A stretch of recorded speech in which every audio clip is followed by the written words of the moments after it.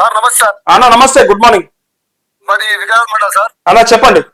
మైలాజరంపల్లి sir. నాకు రుణం రాలేదు సార్. నాకు అయ్యో, ఎంత అనేది? మాకు ఇట్లా 3 లక్షల ఇల్లు ఉంటుంది సార్. ఇద్దరికి భార్య భర్తలకు కలిపి ₹1,00,000 కట్టమని అంటారు ఇప్పుడు. ఇప్పుడు అట్లా ఎక్కువ సార్ కట్టాలంటే ఎట్లా కడతాం సార్? రూపాయి ఇప్పుడు పెట్టుబడులకు లేవు, దేనికి లేవు, దానికి లేవు. ఇదేంది సార్ కట్టాలంటే? ఏంటి కడతాం? రైతు బంధు కూడా పడకపోయి మనకి. ఇంకా రైతు బంధు అడగబ్బాయే ఈయన ఇప్పుడు ఇది ఏదో ఒక రూపాయలే సార్. ఇప్పుడు రైతు బంధు అనేసి కట్టుకుంటుంటే అదొకటి. ఇంకోటి, సరే నీకు రైతు బంధు వస్తానని కట్టుకుంటున్నావు అంటున్నావు. మరి రైతు బంధు అంటే ఏంటిది అసలు? రైతు బంధు అంటే పెట్టుబడి సాయం. పెట్టుబడి సాయం. మొన్నటి దాకా మనం పెట్టుబడులు పెట్టుకునే ఉన్నాము. మరి వాటికి అది అప్పు చేసే కదా పెట్టింది నువ్వు కూడా. మరి ఇక ఏడికెళ్ళి తీసుకొస్తారు రైతులు? ఇప్పుడు 2 లక్షల రూపాయలు కట్టాలంటే ఏడికెళ్ళి సార్.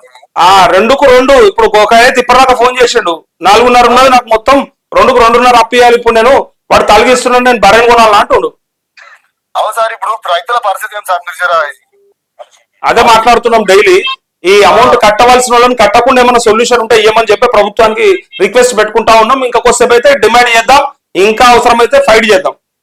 అవును సార్. నిన్న నేను ఏ ఆఫీస్ కడుకోలేదు సార్. ఏ ఆఫీస్ కడుకోతే మాకేం తెలుసు అంటున్నారు. అదే వాళ్ళకు తెలియదు, బ్యాంక్ వాళ్ళకి తెలియదు, ప్రభుత్వం తెలియదు. మరి ఒకటి చెప్పాలి, అసలు ఈ దొంగలు చేస్తారా చేయరా అని డౌట్ వస్తా ఉంది. ఇదంతా చూస్తే చేస్తారా చేయరా అనిపిస్తుంది. అవును సార్. నిన్న పెద్ద ధర్నా చేసాం 200 మంది ఏ ఆఫీస్ ముంగల. ఏమంటారు చేస్తే? మాకు తెలియదు, ఏం గైడ్లైన్స్ లేదు మా దగ్గర అంటారు సార్ వాళ్ళు. అదే మాట్లాడదాం. మనం అందరం కలిసి రేవంత్ రెడ్డి ఇంటికాడ కూర్చుందాం అయ్యేదాకా మాట్లాడదాం. రేవంత్ రెడ్డి గారు సార్ ఇది ఇంత చేస్తారా చేసేవాడేమో సంతోషపడవాడు, బాధపడవాడు. నేను అంటున్నా, ఇప్పుడు రుణమాఫీ కాని రైతులు కాదా? చూడాలి సార్. మరి రైతు అయితేనే కదా ఇప్పుడు అందరికి అందరికి శాతకపోతే ఎవరికి చేయలేదు. మేము అడిగినాం సార్ ఫస్ట్ ఏమన్నా. ఒకటి ఇస్తా అని ఆశ పెట్టింది ఆయన్నే, చేస్తా అని చెప్పి కట్టనోళ్ళు కట్టకుండ్రి, కట్టినోళ్ళు మళ్ళీ తెచ్చుకోరని చెప్పిండు ఆయన. మనల్ని ఎగేసిండా లేదా? ఆ రోజు ఎలక్షన్ ముందట, ఎలక్షన్ ముందట ఎగేసిండా లేదా మనల్ని? రైతులను ఇవాళ ఏడ కూర్చున్నాడు, ఏడమన్నాడు? అదే అడుగుతాను. ఇవాళ ఏడున్నాడు? ఆ రోజు ఎగేసిండు. ఓట్లు పడదాక ఒక ముచ్చట, ఓట్లు పడ్డాక గెలిచినాక ఇంకో ముచ్చట. ఇప్పుడు ఇవన్నీ పెడతారు ఇంట్లో. అదే మాట్లాడుతున్నామన్నా, అందరికి వినబడుతుంది, వందల వేల మంది చూస్తారు, అందరికి తెలుస్తా ఉంది ఇది. సో రైతుల గోస పుచ్చుకోవద్దు అంటున్నా నేను. అన్నా అన్నా రోజు మాట్లాడుతున్నా, ఇంకా మాట్లాడతా, మాఫీ అయినాక ఇదే మాట్లాడతా, వేరే ఏ ముచ్చట్లు చెప్పలేను. అవసరం లేదు, వేరే వార్తలు అవసరం లేదు మనకు. రైతులు మంచుకుంటే చాలు. ఈ రైతులు మంచుకుంటే చాలన్న ఈ రాష్ట్రంలో. రైతులు లేని ప్రభుత్వం ఏర్పడుతుంది అయ్యాలా?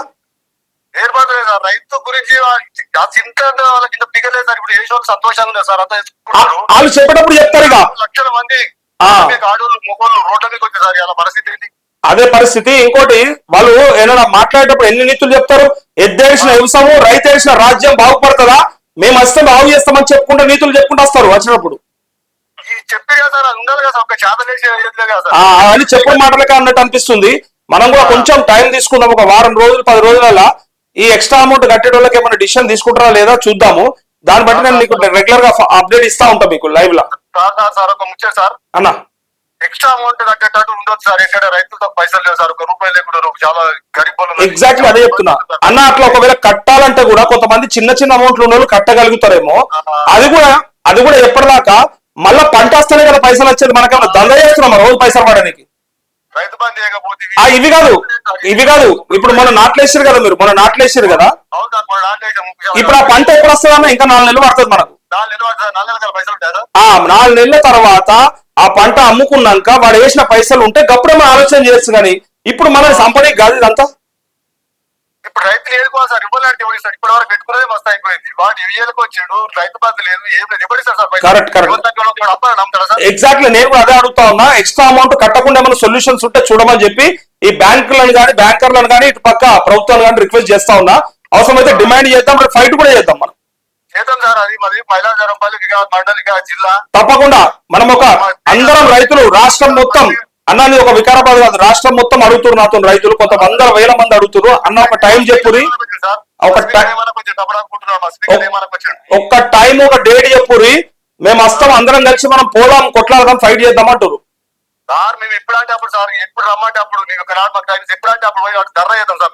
రైట్ అన్న నేను చెప్తాను. ఒక కార్యాచరణ చేద్దాం మనం. ఇప్పుడు వెయిట్ చేద్దాం. 4 రోజులు అయినాక వీళ్ళు ఇస్తారా ఇయ్యాలో తెలుసుకున్నాక మనం డిసైడ్ అయిదాం ఏం చేద్దాము.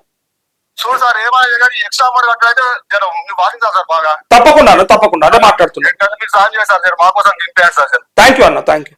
Okay sir. గ్రామాలల్లో రైతులు పోయి వ్యవసాయం కాడనో అంటే పొలాల కాడనో పంట పొలాల కాడ ఉండాల్సిన అయినా పోయి ఏవో ఆఫీసులు అక్కడ ధర్నాలు చేస్తున్నారంటే బాధ అనిపిస్తలేదు అసలు. అధికారులు ఏం చేస్తున్నారు? బ్యాంకర్లు మరి ఎందుకు ఇట్లాంటి ఇబ్బందులు పెడతా ఉన్నారు? మరి 2 లక్షలు అయితే మీరు రేపించుకొని మిగిలిన అమౌంట్ కట్టకుండా ఏమైనా సొల్యూషన్స్ ఉంటే చెప్పాలి కదా. ప్రభుత్వానికి గైడ్ చేయాల్సింది ఎవడు? బ్యాంకర్లే కదా.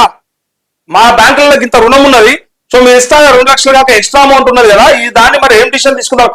మీరు ఇచ్చే చిన్న దానికోసం ఇవాళ ఇంతగానం కొన్ని ఆ రైతుని కట్టిపిస్తా ఉన్నారు. నేను నిన్న కూడా చెప్పిన సేమ్ ఇగో ఇది ఒక డేటా ఉంటుంది చూడుర్రి. 2 లక్షల కంటే ఇగో 2 లక్షల కంటే ఎక్కువ ఉన్న రైతుల డేటా తీస్తే రేపు పొద్దున వీళ్ళు ఇచ్చే 2 లక్షలు ఇంటూ ఎంతగానో ఇస్తున్నారు.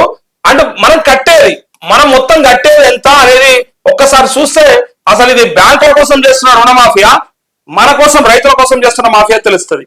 2 లక్షల పైన ఉన్నటువంటి రైతులు ఎంతమంది ఉండరో ఆ అమౌంట్ ఎంతనో ఒకసారి మనం డేటా కనుక కలెక్ట్ చేసినట్టయితే ఎంత కట్టిపించుకుంటున్నాయి బ్యాంకులు.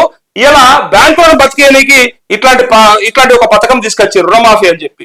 బ్యాంకులు బతుకుతా ఉన్నాయి. ఇలా రైతులను కాదు బతికించాల్సింది. ఎంత చేస్తామో అంత చేసి గతంలో కేసీఆర్ వేసినట్టు ఏదో కొంత వేసేస్తే వాళ్ళు మాఫీ అయిపోతే మిగిలినంత వాళ్ళు కట్టుకుంటారు కదా, అట్లా కాదు. ఇప్పటికిప్పుడు ఇది కడితే అది చేస్తారట అంటే ఏం ఆశ పెడుతురు, ఎంత బాధ పెడుతురు, ఎడికలు తీసుకొస్తారు వాళ్ళు పైసలు. ఈ ఎక్స్ట్రా అమౌంట్ కట్టి తెలిస్తే అప్పుడు తెలుస్తుంది ఎన్ని వేల కోట్లు వీళ్ళు కట్టించుకుంటున్నారు ఈ పేరు మీద అని చెప్పి.